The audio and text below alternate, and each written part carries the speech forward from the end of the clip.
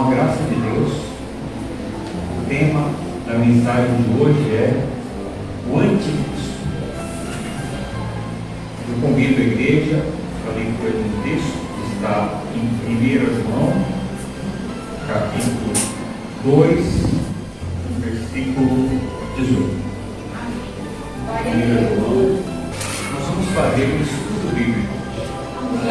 Vamos estudar a Bíblia? Diz a palavra do Senhor: filhinhos, é já a última hora. E como viste que vem o Anticristo, também agora muitos se têm feito anticristos, por onde conhecemos que é já a última hora. Amém.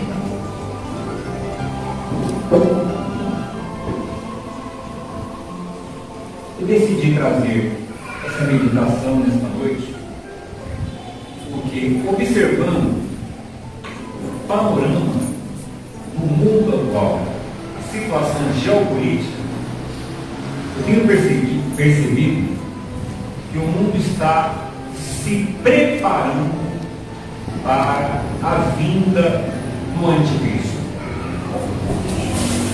Em 1968, na cidade de Roma, foi criado o chamado Clube de Roma. Esse clube é formado por personalidades mundialmente reconhecidas, cientistas, atores e pessoas graduadas nas mais diferentes áreas. O Clube de Roma estuda o passado e o presente da humanidade para projetar soluções para o futuro. E uma das conclusões a que o Clube de Roma chegou é que, para que a humanidade resolva os seus problemas, é necessário um governo único e centralizado. É justamente o que o Anticristo vai fazer. Nós percebemos então que o caminho tem sido preparado. Não somente isso, nós vemos ainda a globalização e a unificação política. Na América do Sul, nós temos o Mercosul: Brasil, Paraguai, Argentina, Chile. Nós temos o NAFTA, México, Estados Unidos, Canadá, Mercado Comum Europeu, tigres asiáticos. Nós vemos blocos se formando no mundo. E a tendência é que esses blocos se tornem um único bloco sob o comando do Anticristo. Nós vemos, meus prezados irmãos, ainda uma grande oposição mundial aos valores cristãos. Em 1 Timóteo, no capítulo 3, Timóteo diz, Paulo disse a Timóteo: sabe, porém, isso, que nos últimos dias sobrevirão tempos trabalhosos, porque os homens serão amantes de si mesmos, ingratos, profanos, caluniadores, traidores, mais amigos dos deleites que amigos de Deus. E não é isso que nós estamos vendo nos dias de hoje? Então nós vemos, meus prezados irmãos, o mundo se preparando para a chegada do Anticristo. Nós poderíamos citar ainda o avanço da tecnologia. Em Daniel, no capítulo 12, Daniel diz: nos últimos dias, muitos correrão de uma parte para outra e a ciência se multiplicará. Eu gostaria de citar a inteligência artificial. Até 2030, estão estimando que cerca de 30 a 40% dos empregos não existirá mais. A inteligência artificial Fala tudo. A inteligência artificial já dirige o carro por você. Ela já escreve uma carta, compõe um poema, faz uma música e muitas outras coisas. Faz um programa de computador, ensina você a tocar teclado, piano. Então os empregos não precisarão mais, muitos deles. E associada à inteligência artificial, nós temos aí o reconhecimento facial, que serve como instrumento de controle. Já é amplamente usado na China, mas que também vai ser usado pelo Anticristo. Meus irmãos, tudo aponta para isso. Existem três correntes na teologia que tratam do assunto. Quando nós falamos do arrebatamento da igreja, nós temos os pré-tribulacionistas, os mid-tribulacionistas e os pós-tribulacionistas. O pré-tribulacionista pensa que a igreja será arrebatada antes da grande tribulação e da chegada do Anticristo. Os mid-tribulacionistas acreditam que a igreja será arrebatada no meio da grande tribulação, mas os pós acreditam que a igreja será arrebatada no final da grande tribulação, ou seja, a igreja passa pela tribulação. Antes, eu era pré-tribulação. Mas estudando mais um pouquinho a Bíblia, eu mudei de ideia. Eu acredito que a igreja passa pela tribulação. Por quê? Porque Deus não poupou os profetas. Por exemplo, o profeta Jeremias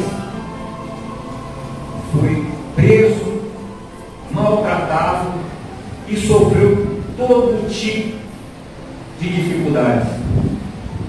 E outros profetas, o profeta Daniel também foi preso. Quando a gente entra no Novo Testamento, João Batista, que foi o maior dos profetas, disse Jesus de João Batista que dos nascidos de mulher, nenhum era maior do que João Batista. Perdeu a sua cabeça por falar a verdade. Ele não foi poupado. E Paulo diz que Deus nem a seu filho poupou, antes o entregou por todos nós. E depois de Paulo, a igreja foi perseguida. Nero passava betume, que é um piche, no corpo dos nossos irmãos, colocava fogo e depois colocava para iluminar a cidade de Roma à noite. Assim, meus prezados irmãos, eu não vejo motivos para a igreja não passar pela grande tribulação. Por isso, é importante que a igreja seja doutrinada. Por quê? Caso nós passemos, e isso está muito próximo, nós precisamos reconhecer o Anticristo e ainda nos posicionarmos a respeito de todas as coisas que estão por vir. Mas os irmãos podem me perguntar: quem é o Anticristo? Olha, o próprio nome já diz. Anti significa contra. O anticristo é alguém contra Cristo, que se opõe a Cristo. Mas ainda existe um segundo conceito a respeito de quem é o anticristo. Ele é alguém que se coloca no lugar de Cristo, querendo ser Cristo.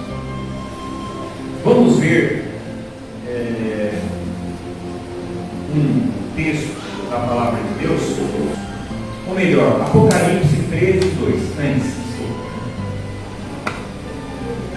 O anticristo, meus irmãos, é a personificação do diabo. Notemos que o diabo é um imitador, ele é um contrafator da obra de Deus. Ele imita Deus.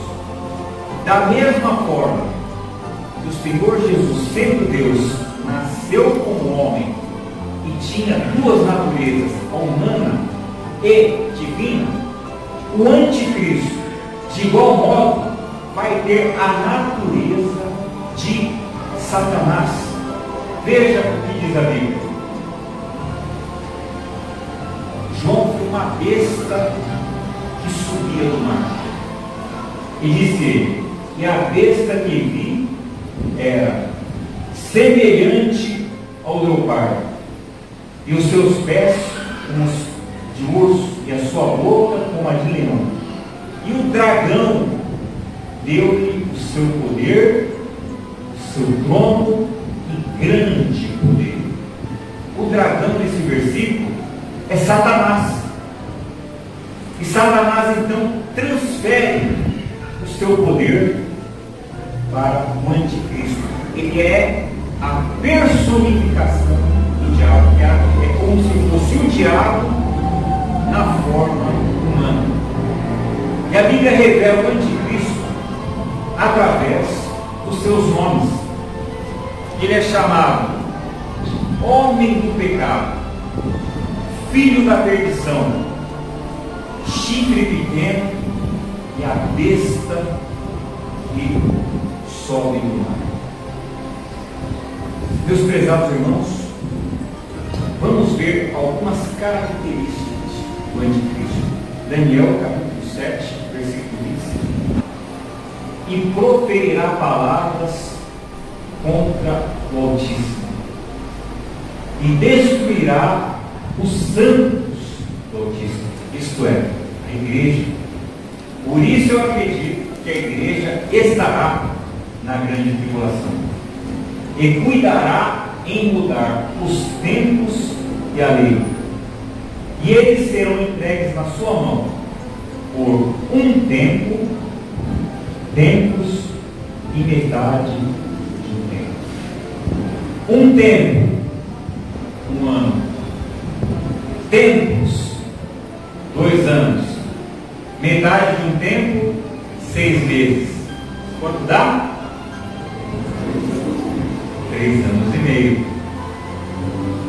Veja, o anticristo, em primeiro lugar, blasfemará contra Deus, proferirá palavras contra o Altíssimo. Segundo, perseguirá os santos, os cristãos que estiverem vivos.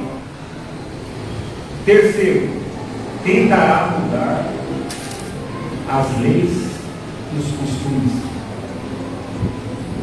O Nicolás Maduro, por exemplo, mudou o dia do Natal na Venezuela. Não sei se os irmãos ficaram sabendo.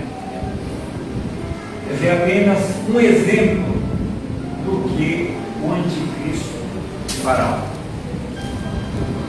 Ele vai governar por 3 anos e meio. Na verdade, o período dele é de 1 semana.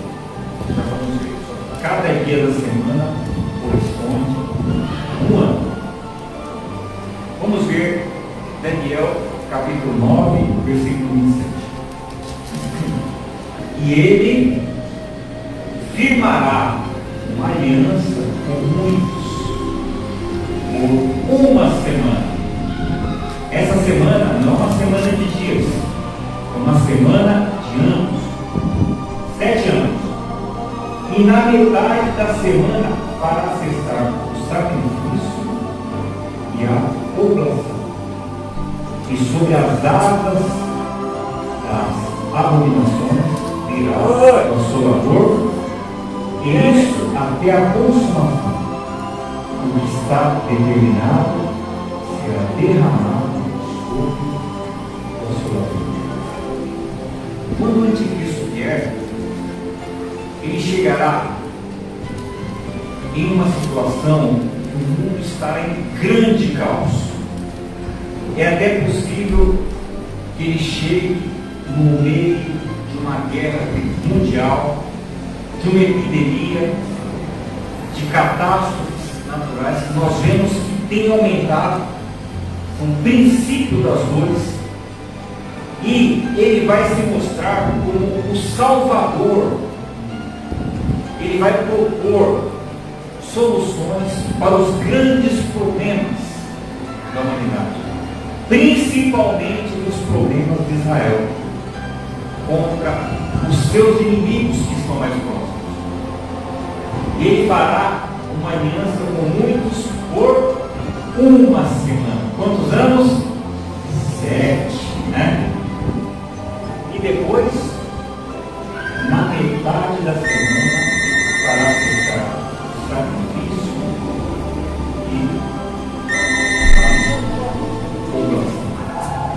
Então nós vemos, meus prezados irmãos, algumas características apresentadas pelo profeta Daniel. Mas vamos agora para o Novo Testamento. Segundo Tessalonicenses, capítulo 2. Porque o mistério da injustiça opera. Somente há um que agora resiste, até que o meio seja tirado. No 08. E então será revelado o iníquo, outro nome do anticristo, a quem o Senhor desfará pelo assopro da sua boca e aniquilará pelo esplendor da sua boca. Volta para o 7. Em primeiro lugar, o mistério da injustiça. Outra tradução diz o mistério da iniquidade opera. Somente há um que agora resiste até que o meio seja tirado. Alguém está impedindo a manifestação do anticristo. Quem é? Quem?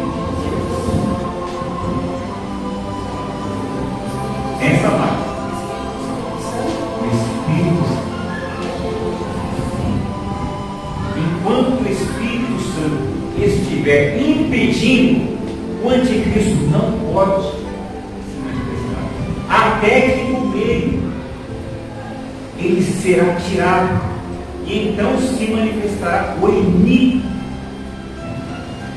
o qual o Senhor desfará pelo sopro da sua boca.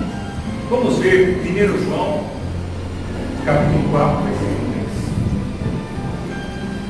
Aleluia. 1 João, capítulo 4, versículo 3. E todo espírito que não confessa que Jesus Cristo veio em carne não é de Deus, mas este é o espírito do anticristo, do qual já ouviste e há de vir, e eis que já está. Meus irmãos, na época dos apóstolos, falsos mestres se introduziram na igreja e disseram: Jesus não é o Messias, ele não veio em carne, como vocês estão dizendo, ele não nasceu de uma virgem, não morreu e foi ressuscitado. Isso não é verdade. Daí João, falando sobre esse assunto, nos explica. Ele diz: todo espírito, todo homem, qualquer pessoa que não confessa em carne, não é de Deus. Quem é então? É o espírito do anticristo, do qual já ouviste que há de vir, eis que já está. Quando nós falamos do espírito do anticristo, nós falamos de uma mentalidade, falamos de uma influência que se opõe ao Senhor. nós olharmos para o mundo hoje, vocês vão ver que não existe nenhuma apologia ao Senhor Jesus. Não existe nenhum apoio. Ninguém fala que Jesus salva. Assista os filmes, veja os programas de televisão. Se quiser testar na Netflix filmes sobre Jesus, não aparece nada. Tem milhares e milhares de filmes. E sobre Jesus não tem nada. Procure filmes sobre Jesus no YouTube. Vocês vão ver filmes falsos que contam uma história completamente vazia e faz você perder o tempo, não eleva a nossa fé. O que é isso? O espírito do anticristo que opera já está. Vamos ver 2 Tessalonicenses capítulo 2, versículo 10. Existe um sinal, meus irmãos, ao qual nós precisamos ficar atentos. Quando ocorrer esse sinal, o anticristo se manifesta. Versículo 3. Ninguém de maneira alguma vos engane, porque não será assim, sem que antes venha a apostasia e se manifeste o homem do pecado, o filho da perdição. Qual é o sinal que vai preceder a vinda do anticristo? Apostasia. Apostasia é o abandono da fé.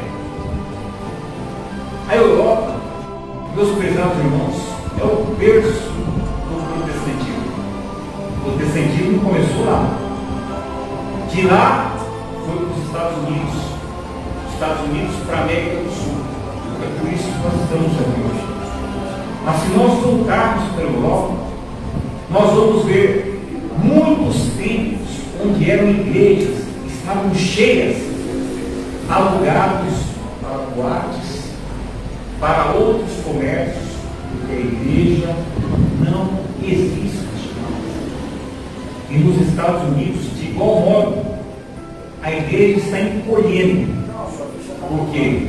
Porque as pessoas estão abandonando a fé. A apostasia já impera. O cristão, meus irmãos, tem 3 inimigos. O pastor Douglas falou sobre esse assunto recentemente: o mundo, a carne e o diabo.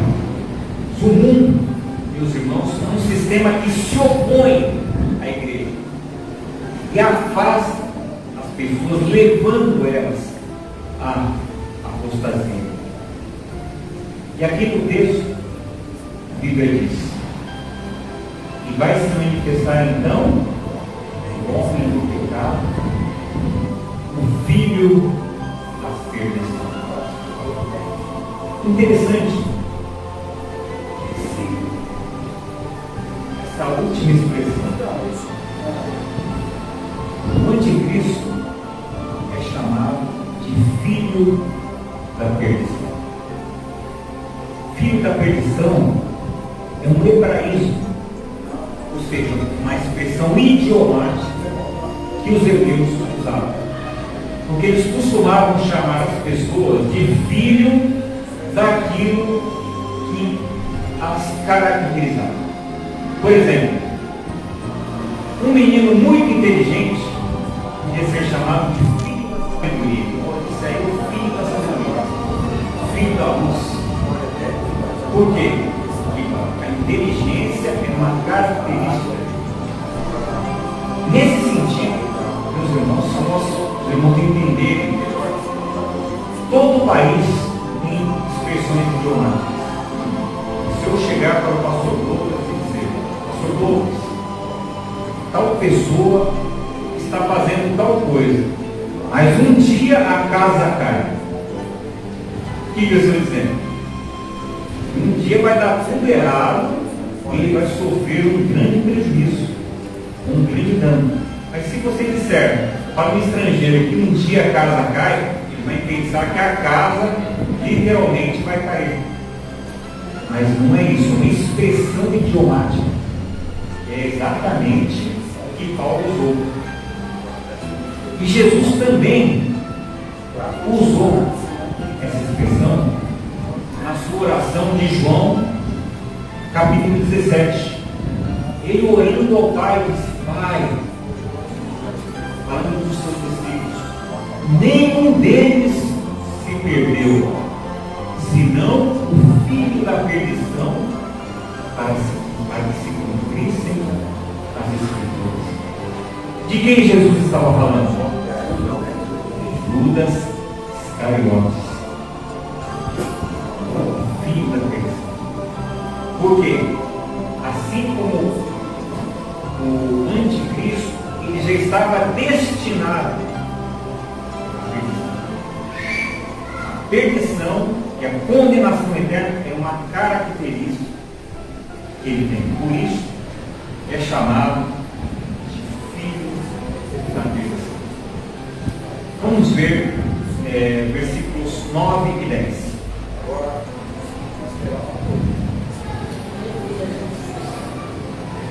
Falando ainda do anticristo. A este, cuja vinda é segundo a eficácia de Satanás, com todo o poder, sinais e prodígios de mentira, e com todo engano de injustiça para os que perecem, porque não receberam o amor da verdade para a salvação. Volte para o 9. Meus irmãos, esse versículo 9, o que me chama a atenção é que o anticristo será um super-homem de Satanás. Ele não vai ser um homem comum. Jamais pisou neste mundo alguém com a inteligência e com a capacidade do anticristo. Por quê? Porque ele virá segundo a eficácia de Satanás. Esse termo me chamou muito a atenção. Eficácia vem do grego energeia, significa poder em ação, trabalho. E nesse sentido, eficácia, meus irmãos, é alguma coisa que atinge o seu objetivo. Quando nós falamos o remédio é eficaz, como é o remédio? O remédio funciona. E nesse sentido, o anticristo vem com a energia e com a capacidade de Satanás. Alguém disse, ou melhor, existe um provérbio italiano que diz que nós devemos temer o diabo, não por causa do poder que ele tem, mas por causa da experiência. Porque ele derruba o homem desde o princípio. E toda essa bagagem que ele tem dentro de si, ele vai transferir para o anticristo. Ele vem na eficácia de Satanás. Mas ainda, versículo 10, produzindo o engano com sinais e maravilhas. Ele vai fazer grandes coisas, coisas que ninguém jamais fez. Ele vai fazer com todo engano na injustiça. E por que ele vai fazer isso? Primeiro, para desviar os homens da verdade. Segundo, para estabelecer o seu reino aqui na terra. Ele virá com prodígios e mentiras. Meus irmãos, não esqueçamos que Satanás é o pai da mentira. Lá em João 8:44, Jesus diz Satanás é homicida e mentiroso desde o princípio e nunca se firmou na verdade. Quando mente, fala do que é próprio, que é mentiroso. Pai da mentira. De igual modo, meus irmãos, o anticristo virá na eficácia de Satanás com todo prodígio e mentira. Vai produzir milagres. E a pergunta que não quer calar é: por que motivo a humanidade vai receber o anticristo, sendo que ele é um grande enganador e mentiroso?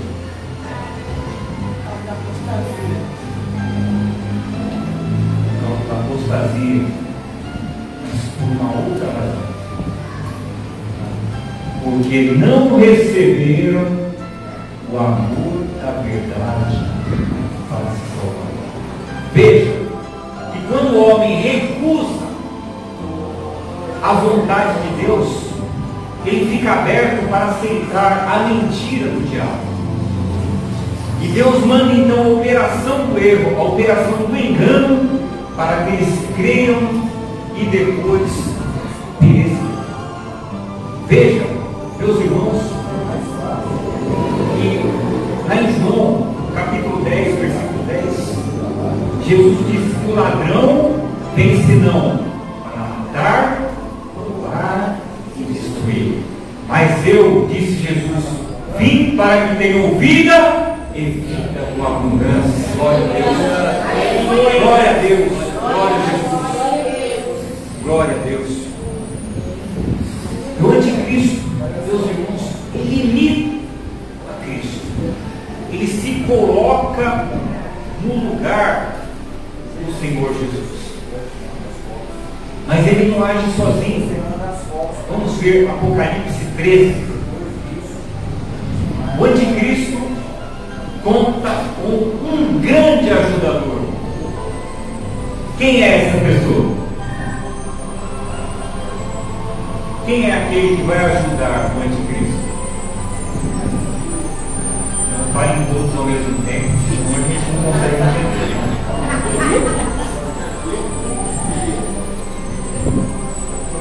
Eu estou falando falso. Vamos ver a partir do versículo 11. E vi subir da terra outra cabeça. Tinha dois chifres semelhantes aos de um cordeiro, e falava como dragão, e exerce o poder da primeira besta na sua presença, e faz com que a terra e os que habitam nela adorem a primeira besta, cuja chacra. Veja, essa besta da terra, ela tem a aparência de um cordeiro, mas ela fala como um dragão, e faz com que a terra, os que nela vivem, adorem a primeira besta. Quem é a primeira besta? O anticristo. Nós vemos aqui em Apocalipse, no capítulo 13, a trindade satânica: o dragão, a besta e o falso profeta. Dragão, anticristo, o falso profeta. Veja, como eu já disse, que eles são contrafatores, imitadores da obra de Deus. O dragão, Satanás, se coloca na posição de Deus.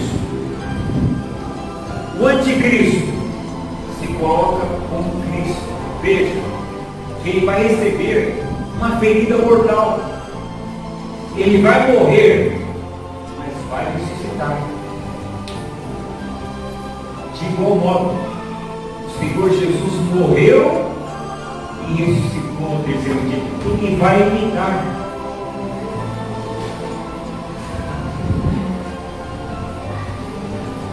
E faz com que a terra e os que nela vivem adorem a primeira vez. O anticristo vai ter alguém que pregue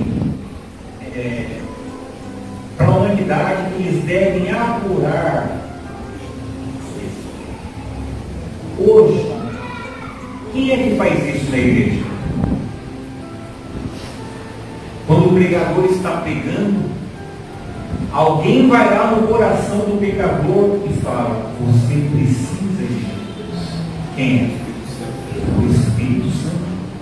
O pregador toma o púlpito e começa a falar: Jesus é maravilhoso. Jesus é o caminho, a verdade e a vida. Jesus é o pão da vida.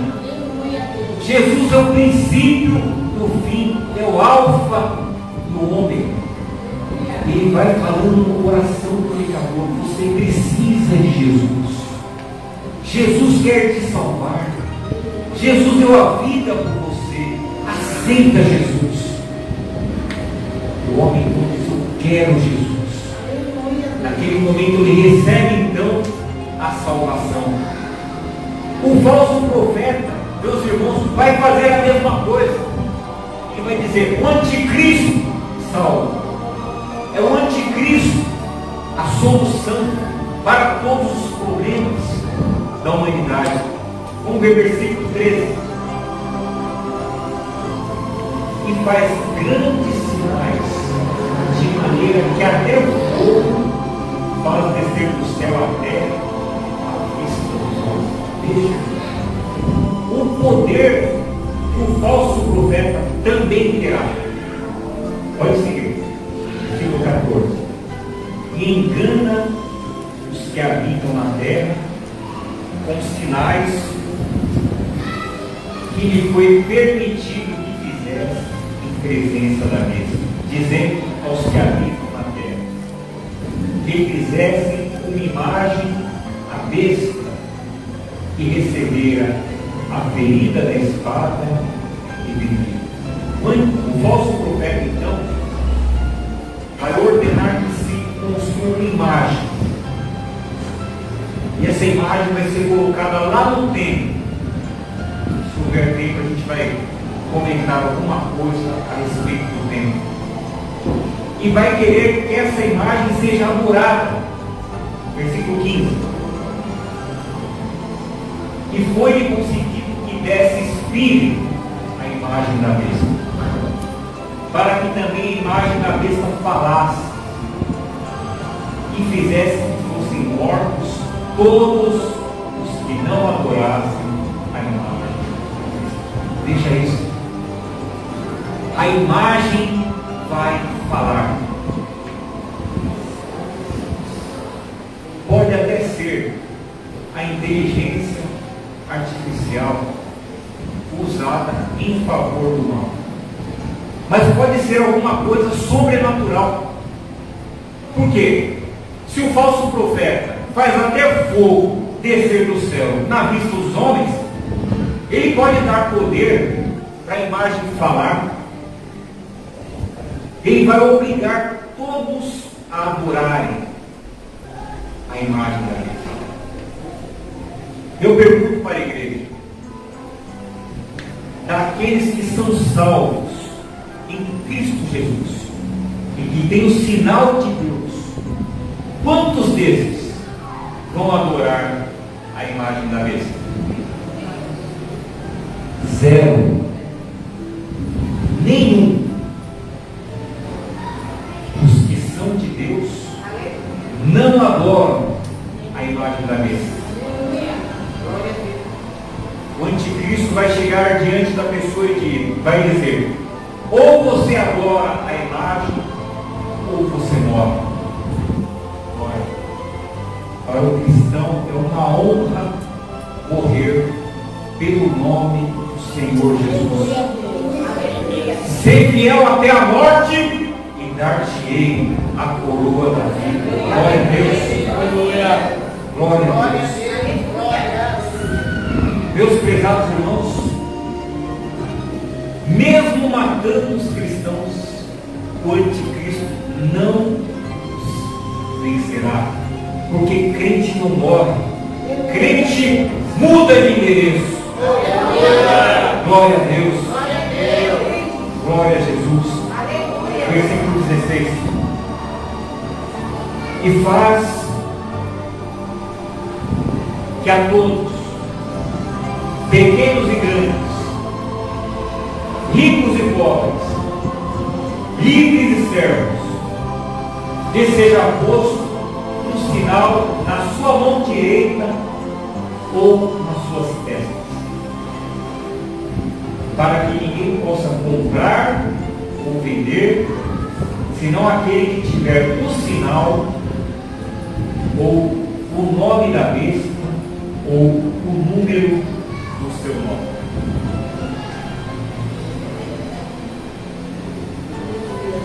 Sou eu. Aqui está a sabedoria. Aquele que tem entendimento, calcule o número da besta, porque é o número do nome, e o seu número é 666. Os prezados irmãos, em toda a história da humanidade, nunca houve as condições ideais como nós temos hoje para este versículo. Se você voltar a 100 anos atrás, por exemplo, como é que em toda a humanidade seria colocaria a sua marca ou o seu número das pessoas? Teria como, para que ninguém pudesse comprar ou vender, porque não havia a tecnologia. Mas nós estamos vendo hoje que a humanidade caminha para o fim do dinheiro em espécie. Este ano ainda, talvez nos próximos meses, até o final do ano, aqui no Brasil vai ser lançado o grátis, que é o real digital. Na Europa já tem uma moeda digital, e nos Estados Unidos também. Logo, a única moeda será a moeda digital. Como é que nós pagamos as compras hoje? Pix. O Pix é uma preparação para um mundo completamente digitalizado. Nós não encostamos o cartão na maquininha para que ele debite da nossa conta e credite na conta do vendedor. Mas, e se ao invés de colocar o cartão, você colocar a sua mão direita? Ou a testa? Passa o scanner e já debita o dinheiro da sua conta para a conta do banco ou a conta de quem está vendendo. Se nós voltarmos um tempinho atrás,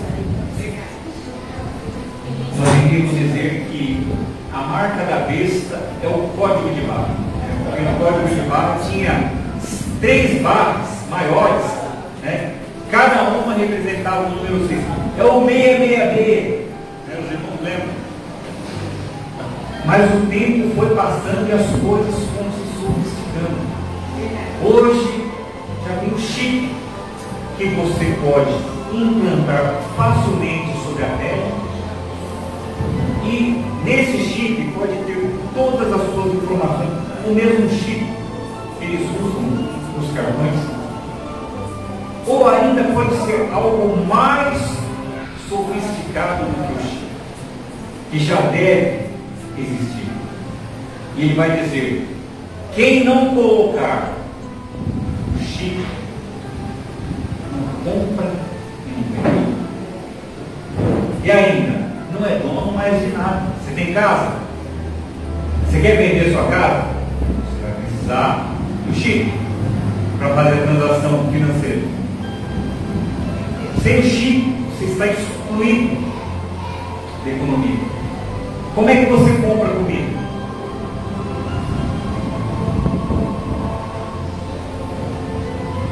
Aquele que tem entendimento, o número é 660. Lá no passado, já afirmaram que Nero era o anticristo, em função da ferrenha perseguição. Já encontraram o número 666 nas vestes do Papa. Vicários, se você somar em logaritmos romanos, dá 666. E muitos anticristos já apareceram, como por exemplo, Epifânio, o nome dele mesmo, Cássio Epifânio. Vou lembrar, legal. Em 168 a.C., meus irmãos, esse homem tomou Antíoco Epifânio, tomou Jerusalém. E no templo de Deus, ele ergueu um templo de adoração a Deus e sacrificou um porco no templo. Deste modo, ele profanou Antíoco Epifânio. É um tipo de anticristo. É mais ou menos isso que ele vai fazer. Ele vai se assentar no trono de Deus, querendo parecer Deus, e vai exigir para si a adoração. Meus prezados irmãos, um grande sinal da vinda do anticristo será a reconstrução do templo de Jerusalém. O templo foi construído por Salomão, cerca de 800 a.C. Foi destruído pelos babilônios. Depois, foi reconstruído por Esdras, cerca de 400 a.C., que foi destruído pelos romanos, no ano 70 da nossa era, cumprindo uma profecia de Jesus que diz que não ficaria pedra sobre pedra que não fosse derrubada. Desde então, o templo nunca mais foi construído. Ele estava construído num local chamado Domo da Rocha. Lá existe uma mesquita muçulmana, que é um lugar sagrado para os muçulmanos. Eles dizem que Maomé foi trasladado de lá para o céu. Então, os muçulmanos que comprovam aquele lugar não permitem. Um lugar muito sagrado. Mas o anticristo vai entrar em um acordo para que o templo seja reconstruído.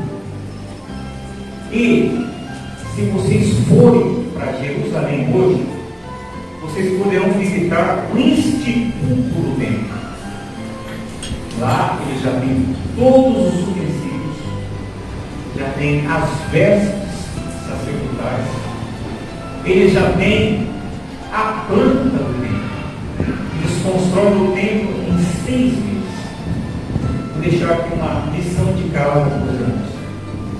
Quando vocês chegarem em casa, vocês entrem no YouTube, escrevam Israel com Aline e depois terceiro templo. Essa Aline é uma guia turística brasileira. Essa moça tem feito um excelente trabalho para Deus. E ela visita os lugares bíblicos e dá toda a explicação. E ela vai falar sobre a construção do terceiro templo. E o último detalhe, a última dificuldade para a construção que já está resolvida, que é a novilha vermelha. Para ser sacrificado, tem que ser uma novilha vermelha. E esse animal está extinto, desapareceu. Mas encontraram uma dos Estados Unidos, nasceu lá, e levaram então para Israel. E hoje eles já têm a novilha para o sacrifício. Esse tempo vai ser reerguido. Veja, e é lá que o anticristo vai se sentar, querendo ser Deus, parecendo Deus, e vão exigir que os judeus o adorem. Mas judeu nunca adorou a outro Deus senão o Senhor, nosso Deus. E aí eles vão quebrar o pacto. Então o anticristo mostrará que ele realmente é, e começará então a perseguição contra a igreja e contra Israel. Diante de tudo isso, meus prezados irmãos, qual é o papel da igreja? Se nós sabemos que isso está para acontecer, e nós vamos estar vivos para isso, lá na frente vocês vão lembrar dessa pregação. Quando acontecer, você vai dizer: eu estava preparado. Eu fui para a igreja e Deus já me disse o que ia acontecer e o que eu preciso. Primeira coisa, a igreja precisa estar firme. Aleluia. Glória a Deus. Lá em Apocalipse, a Bíblia diz: como guardaste a palavra da minha paciência, também eu te guardarei da provação que há de vir sobre todo o mundo para tentar os que habitam sobre a terra. A igreja pode passar, mas ela vai ser guardada pelo Senhor, pelo sangue do Senhor Jesus. Qual é o nosso papel? Ficar firmes. Firmes. Paulo, lá em Efésios, no capítulo 6, ele diz que nós precisamos vestir a armadura de Deus. E um dos elementos é o escudo da fé, com o qual podeis se proteger contra as setas inflamadas do maligno. Em primeiro lugar, permanecer firmes. A nossa fé não pode desfalecer, meus prezados irmãos. Nesta hora, ele vai dizer: ou você coloca o número, a marca da besta na sua mão, ou você morre. Como cristão autêntico, você vai dizer: tudo por Jesus. Eu morro, mas eu não coloco essa marca na minha mão ou na minha fronte. Segundo posicionamento, nós precisamos estudar e entender a palavra de Deus. Lâmpada para os meus pés é a tua palavra, glória a Deus, e luz para os meus caminhos. Oséias capítulo 6, versículo 3: conheçamos e prossigamos em conhecer o Senhor. Jesus disse: errais por não conhecer as Escrituras e nem o poder de Deus. Irmãos, estude a Bíblia, leia a Bíblia, venha para os cultos, para que você receba o poder e a força e a energia de Deus. Alguém disse que a palavra de um culto, ela vai sustentar até a oportunidade que você tem para ir no próximo culto. Se você teve a oportunidade e não foi, a palavra já começa a se enfraquecer. É um pensamento, isso aí não está na Bíblia, mas serve para a meditação, Em terceiro lugar, se nós vivenciarmos tudo isso, qual é o posicionamento que a igreja precisa ter? A igreja precisa vigiar.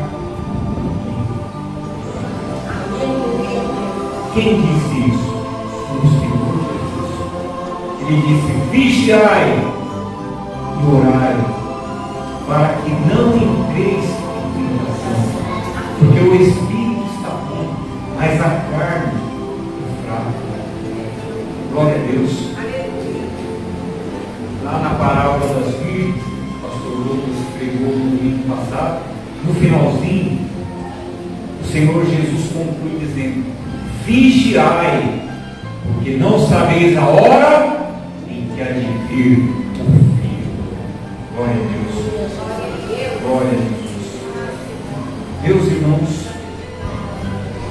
tempos difíceis estão chegando. Não espere que a humanidade vai melhorar. Eu, às vezes, estou brincando com o Pedrinho, e ele gosta muito de engatinhar. Quando ele começa a engatinhar, eu falo: é nessa posição que a igreja avança. Glória a Deus. É de joelhos. Tem até aquele que diz: de joelho é melhor. Meus irmãos, vigiar e orar, conselhos santos do Senhor Jesus para a sua igreja. Que a nossa esperança esteja no Senhor Jesus, que venceu o mundo por nós e que nos promete a vitória se nós formos fiéis até a morte. Ele nos dará a glória a Deus. Eu agradeço a Deus pela rica oportunidade. Oro a Deus que os irmãos possam ter entendido esta palavra. Se Ele se manifestar, como tudo nos mostra que é o que vai acontecer no nosso tempo, isso não é no futuro não, que nós estejamos prontos, preparados para resistir ao diabo e ele fugirá do nosso. Deus abençoe os irmãos, em nome do Senhor.